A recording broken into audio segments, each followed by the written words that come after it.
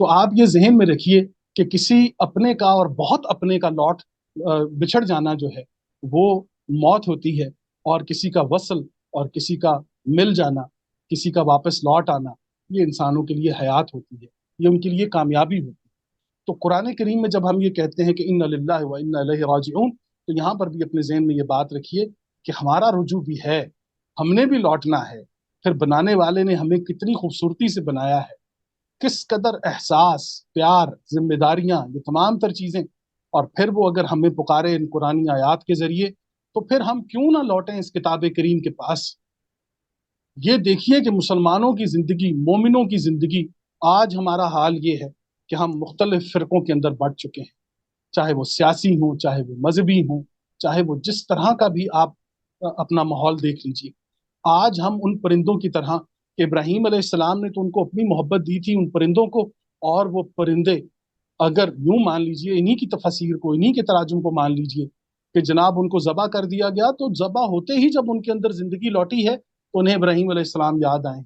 तो फिर यूं इब्राहीम के अंदर वो हयात लौटी है कि उनसे अलग हुए वो परिंदे जिन पर उन्होंने बहुत मेहनत की हो, बहुत ज्यादा उनको वक्त दिया हो, उनसे अलग हुए, और जब वो उनकी तरफ लौटे तो इब्राहीम को वो जो खुशी और हयात हासिल हुई है, वहां से पता चला कि मुर्दा दिलों के अंदर हयात कैसे पैदा होती है। रब्बे करीम ने ये मिसाल देकर बता दी है, ये कैफियत बयान कर दी अल्लाह करीम ने, कि जैसे उन परिंदों के मुर्दा दिलों के अंदर आपकी मोहब्बत पैदा हो गई है, इसी तरीके से मैं मौत के अंदर हयात पैदा कर देता हूँ। ये था वो इत्मीनान जो इब्राहीम अलैहिस्सलाम को हुआ,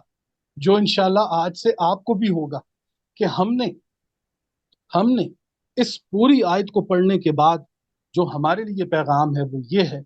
कि जिस जिस इंसान को अपने माँ बाप के जरिए, अपने उस्ताज़ा के जरिए, अपने मुअल्लिमीन के जरिए, अपने प्रोफेसर्स के जरिए किताब करीम की ये आयात मिली हैं, तो हम भी तो उनके वो परिंदे हैं कि जिन पर उन्होंने किताब करीम के जरिए, खूबसूरत अहादीस के जरिए हम पर मेहनत की है। इतनी मेहनत होने के बावजूद ये क्या हो गया है कि आज जब हमें अलग, हम मुख्तलिफ पहाड़ों पर पहुंचे हैं, मुख्तलिफ मनासिब पर, मुख्तलिफ जगहों पर, मुख्तलिफ मुल्कों में जब हम पहुंचे हैं, तो क्या बात है कि पुकारने वाले पर की सदा पर, पुकारने वाले की दुआ पर आज हम लब्बैक नहीं कहते। ये क्या बात है कि हम वापस लौटते नहीं। कुरान करीम बार बार हमें कहता है कि आप अल्लाह और अल्लाह के रसूल की तरफ लौटें, कुरान करीम की तरफ लौटें। आज हम अपने इस प्रोग्राम के जरिए भी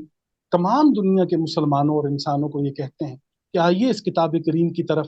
कि जिसकी आयात के अंदर वो मोहब्बत है कि ये मौत के अंदर जिंदगी पैदा कर दी।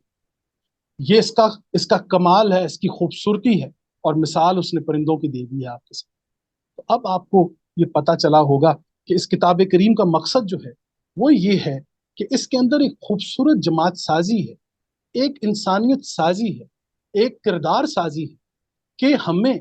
हमारे किरदार को इस कदर खूबसूरती के साथ हमारी नोक पलक को जो है वो ठीक किया जाए कुरानी आयात के जरिए और सही मुस्तरद अहादीस के जरिए। तो फिर क्यों ना हमारी ज़ात के अंदर तगय्युर आए, फिर क्यों ना हम किसी अल्लाह वाले की या किताब करीम की आयात पर लब्बैक कहें, फिर पुकारने वाले की पुकार पर हम क्यों ना जवाब दें। तो आज हमारा हाल ये हो गया है कि इन आयात के ऊपर जब हम बात करते हैं तो फिर ये आयत हम उठाकर रख देते हैं अल्लाह और इब्राहीम अलैहिस्सलाम के जाती मामले की सूरत। हम इसमें से कुछ लेने के लिए तैयार नहीं है कि ये किताब करीम हमें क्या दे रही है, हजरत इब्राहीम का ये वाकया हमें क्या सिखा रहा है। आप ये देखिए, परिंदों का इंतखाब, कि यानी बिछड़ने के लिए उससे पूरा आसमान उसका मुंतजर है, लेकिन एक आपकी मोहब्बत है, एक आपका एहसास है कि वो उसे उड़ने नहीं दे।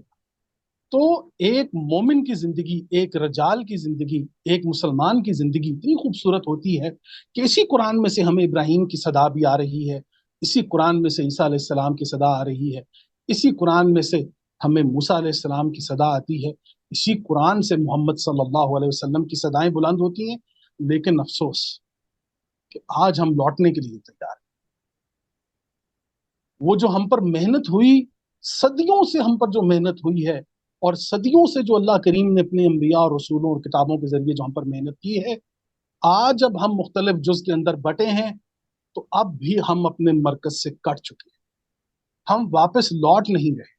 तो कुरान करीम ने इब्राहीम अलैहिस्सलाम की ज़ात को मरकज बनाकर, आप मक्का के अंदर जब जाते हैं तो आप मकाम इब्राहीम पर जाते हैं, آپ وہاں پر ان کے قواعد کو دیکھتے ہیں تو پتہ چلا کہ ابراہیم علیہ السلام کی ذات کو ایک مرکزی حیثیت حاصل ہے قرآن کریم کے اندر بھی اور کردار کے حوالے سے.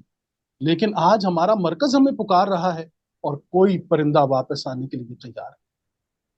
اور مزے کی بات یہ ہے کہ ہر پرندہ جو ہے وہ اس احساس، ان آیات، ان روایات، ان احادیث سے لبریز ہے کہ جو اللہ اور اللہ کے رسول نے اسے عطا کی.